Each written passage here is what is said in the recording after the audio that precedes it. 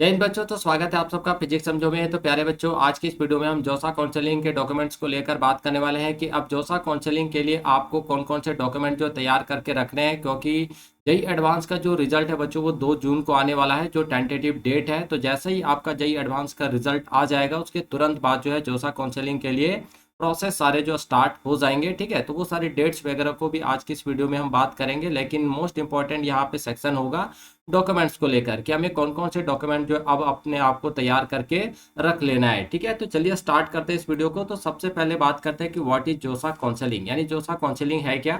ठीक है, तो ये जो बच्चों एक सेंट्रलाइज्ड काउंसलिंग प्रोसेस होता है जिसके थ्रू आपको एनआईटी, ट्रिपल आईटी, जीएफटीआई और आईआईटीज में एडमिशन मिलता है। तो फॉर एनआईटी, ट्रिपल आईटी और जीएफटीआई में अगर आपको एडमिशन लेना है तो यहाँ पे आपको जेई मेन रैंक के बेसिस पे एडमिशन मिलता है, जबकि आईटी में अगर आपको एडमिशन लेना है बच्चों तो जेई एडवांस का जो रैंक होता है उसके बेसिस पे यहाँ पे आपको एडमिशन मिलता है। ठीक है, अब बात करते हैं एलिजिबिलिटी क्राइटेरिया पे कि अगर आप 2025 में जोसा काउंसलिंग में पार्टिसिपेट करना चाहते हैं तो आपकी एलिजिबिलिटी क्राइटेरिया क्या होनी चाहिए।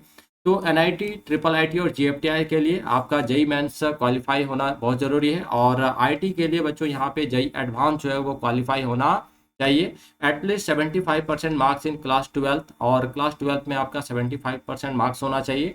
साथ ही साथ अगर आप एस सी एस टी या पीडब्ल्यू कैटेगरी के कैंडिडेट हैं तो आपका यहाँ पे 65% मार्क्स होना चाहिए, या फिर be in the top 20 percentile of your board. आपने जो भी बोर्ड दिया वहाँ पे आपका कम से कम 20 परसेंटाइल होना चाहिए। ठीक है, मस्ट कैंडिडेट मस्ट है पास 12th विद रिक्वायर्ड सब्जेक्ट, और स्टूडेंट का क्लास 12th भी पास आउट होना चाहिए। अगर आप बीटेक में पार्टिसिपेट कर रहे हैं, मतलब एडमिशन लेना चाहते हैं, तो फिजिक्स, केमिस्ट्री, मैथमेटिक्स आपका होना चाहिए +2 लेवल पर। और बी आर्क वालों के लिए भी फिजिक्स, केमिस्ट्री, मैथमेटिक्स, और बी प्लानिंग के लिए यहाँ पे मैथमेटिक्स मैंडेटरी होता है। ठीक है, तो ये आपके कुछ एलिजिबिलिटी क्राइटेरिया है। चलिए आगे बात करते हैं अब हम लोग नंबर ऑफ इंस्टीट्यूट्स पे।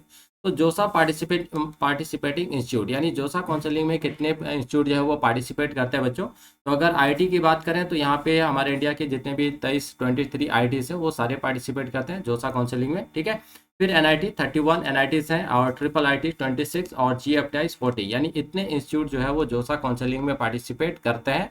और इन सारे इंस्टीट्यूट में अगर आप एडमिशन लेना चाहते हैं तो जोसा काउंसलिंग के माध्यम से ही या फिर सीसैप के माध्यम से यहाँ पे आपको एडमिशन मिलता है। ठीक है, चलिए सीट की बात करते हैं। तो ट्रिपल आईटी में आपका जो सीट है बच्चों टोटल वो 17,760 है, जबकि एनआईटी में अगर टोटल सीट की बात करें तो 24,229 सीट्स है।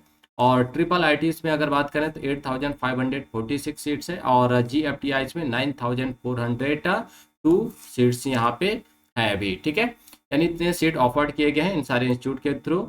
चलिए अब बात करते हैं जोसा काउंसलिंग 2025 का प्रोसेस क्या है। तो यहाँ पे हम लोग स्टेप बाय स्टेप बात करेंगे। तो सबसे पहले आपको जो है josa.nic.in में जाना है, और यहाँ पे जाकर आपको बच्चों पहले रजिस्ट्रेशन करना होता है। ठीक है, यूज जेई मैन और JEE advance application number and password to login. और यहाँ पे आपको लॉगिन करने के लिए आपका, अगर आपका जेई मेंस आपने क्वालिफाई किया है तो जेई मेंस का जो भी आपका एप्लीकेशन नंबर है और पासवर्ड है वो आप यहाँ यूज़ करके लॉगिन कर सकते हैं।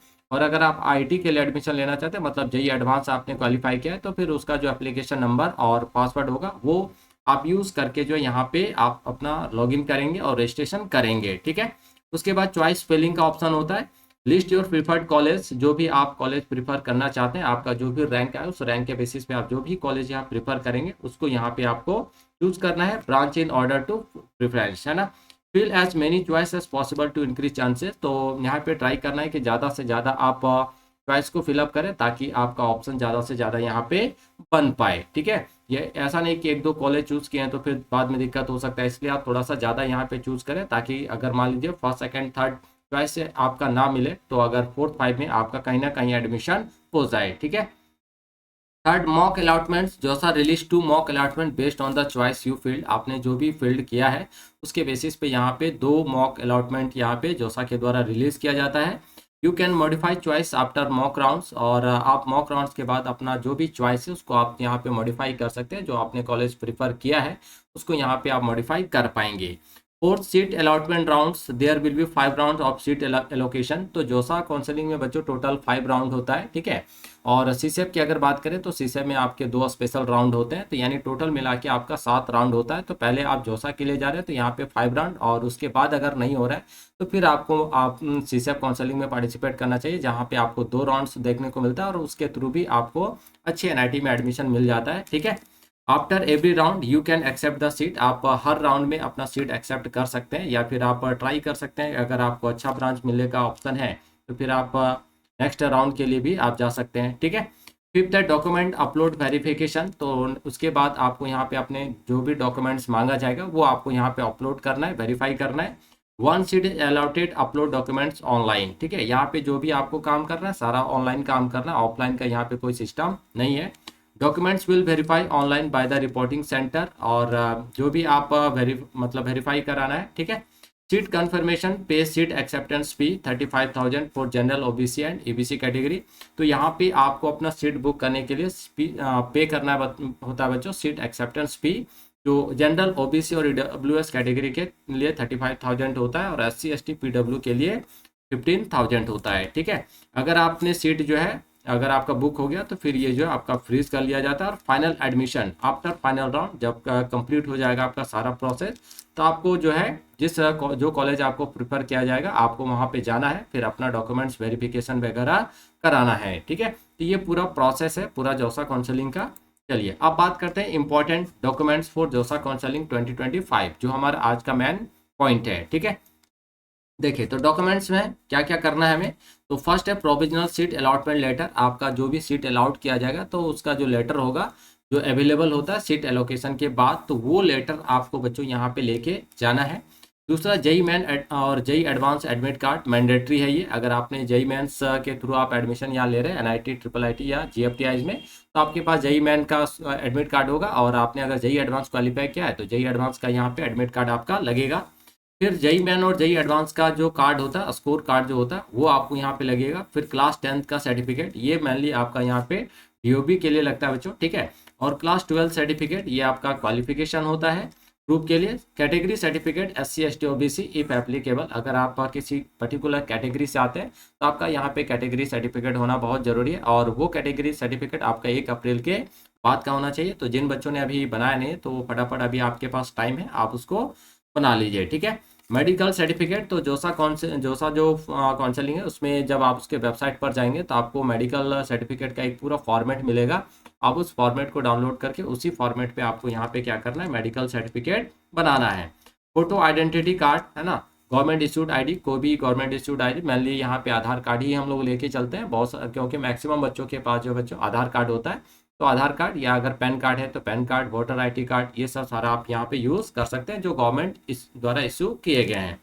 फिर पासपोर्ट साइज फोटो रिसेंट, आपने जो एप्लीकेशन भरते समय है ना, एप्लीकेशन जब आपने फिलअप किया था जेई मेंस या जेई एडवांस का, उस समय आपने जो भी फोटो आईडी यूज़ किया है उसी फोटो को यहाँ पे लेके जाना है। तो आप यहीं पे जो है 20-25 फोटो करवा लें, क्योंकि अभी आपको बहुत सारे प्रोसेस से गुजरना पड़ेगा और हर जगह आपको जो है फोटो वगैरह यूज़ करना पड़ेगा। पीडब्ल्यू सर्टिफिकेट, अगर आप पीडब्ल्यूडी कैटेगरी में आते हैं तो फिर आपको यहाँ पे पीडब्ल्यूडी सर्टिफिकेट भी देना है। और जो फॉर्मेट है वो आपको josa.nic.in में जाएंगे तो आपको वहाँ पे सारी चीज़ों का फॉर्मेट मिल जाएगा। उसी फॉर्मेट पे आपको यहाँ पे जो है अपना सर्टिफिकेट तैयार करवाना है, ठीक है। फी पेमेंट रिसिप्ट, आपने जो सीट के लिए सीट एक्सेप्टेंस फी आपने जो पेड किया है, जो जनरल ओबीसी और ईडब्ल्यूएस के लिए 35,000 और एससी एसटी पीडब्ल्यू के लिए 15,000, तो उसका जो स्लिप आएगा वो स्लिप भी आपको यहाँ पे लेके जाना है, ठीक है। और मेडिकल सर्टिफिकेट के बारे में तो हमने पहले ही बात कर लिया। ये कुछ इंपॉर्टेंट डॉक्यूमेंट है जो आपको जोसा काउंसलिंग के लिए प्रिपेयर कर लेना है। अगर इनमें से कुछ भी नहीं है तो आप फटाफट इन सारी चीज़ों को आप तैयार करके रख लीजिए, है ना। विशेष तौर पे अगर आप कैटेगरी से आते हैं तो आपका कैटेगरी सर्टिफिकेट जो होना बहुत ज़रूरी है ना, अदरवाइज फिर यहाँ पे आपको समस्या हो सकता है। तो इसलिए आप जो भी कैटेगरी सर्टिफिकेट बनाए वो 1 अप्रैल के बाद का आपका होना चाहिए, ठीक है। चलिए आगे थोड़ा सा देख लेते हैं कि एक्सेप्टेड टाइमलाइंस फॉर जोसा 2025 के लिए जोसा काउंसलिंग कब से आपका स्टार्ट हो सकता है। तो अगर इवेंट की बात करें बच्चों तो जेई एडवांस का जो रिजल्ट है वो आपका टेंटेटिव डेट है 2 जून को। तो जैसे ही आपका जेई एडवांस का रिजल्ट आएगा बस इसके तुरंत बाद ही आपका जोसा काउंसलिंग जो स्टार्ट हो जाएगा। तो जोसा रजिस्ट्रेशन स्टार्ट जो है 3 जून से, है ना, ये टेंटेटिव डेट है। फिर चॉइस फिलिंग जो होगा वो आपका जून में ही होगा और फर्स्ट मॉक अलॉटमेंट जो है बच्चों अर्ली जून, और final allotment round 1 last date late June to July 2025, और सब्सिक्वेंट राउंड जो है जुलाई टू अगस्त 2025। ये कुछ एक्सेप्टेड टाइमलाइंस है जोसा काउंसलिंग 2025 के लिए। ठीक है बच्चों, चलिए इंपॉर्टेंट टिप्स क्या है बच्चों, तो fill maximum choice to maximize chances. तो आपको ज़्यादा से ज़्यादा यहाँ पे कॉलेज को प्रिफर करना है ना, ताकि आपका चांस कहीं ना कहीं बन जाए। Take home state quota cut off if applying for NITs. तो अगर आप एनआईटीज वगैरह के लिए अप्लाई कर रहे हैं तो आपको ट्राई करना है कि क्या आपको आपका जो भी रैंक आया है उसके बेसिस पे आपको होम कोटा मिल सकता है या फिर नहीं मिल सकता है। ठीक है, keep all document ready in advance. तो आपको पहले ही सारे ये डॉक्यूमेंट जो है वो तैयार करके रख लेने, ताकि बाद में आपको किसी तरह से झमेला में ना पड़ना पड़े। ठीक है, एक ऑफिशियल जोसा वेबसाइट रेगुलरली फॉर अपडेट। और अगर आपको कंटिन्यू अपडेट चाहिए तो josa.nic.in पर आपको रेगुलर विजिट करते रहना है। जो भी आपको इन्फॉर्मेशन आएगा वहीं पे आपको बच्चों यहाँ पे देखने को मिलेगा। ठीक है, चलिए तो आई होप बच्चों आप सबको वीडियो अच्छा लगा होगा। अगर वीडियो अच्छा लगा हो तो इस वीडियो को एक लाइक जरूर कीजिएगा। अभी तक आपने हमारे चैनल को अगर सब्सक्राइब नहीं किया तो चैनल को सब्सक्राइब करके बेल नोटिफिकेशन ऑन जरूर कर लीजिएगा, ताकि टाइम टाइम पे आने वाली वीडियोस का इन्फॉर्मेशन सीधा आप तक पहुंच पाए। तो मिलते हैं बच्चों इसी तरह के इन्फॉर्मेटिव वीडियोस और अपडेट के साथ नेक्स्ट वीडियो में। तब तक के लिए आप सभी बच्चों को थैंक यू, बाय बाय।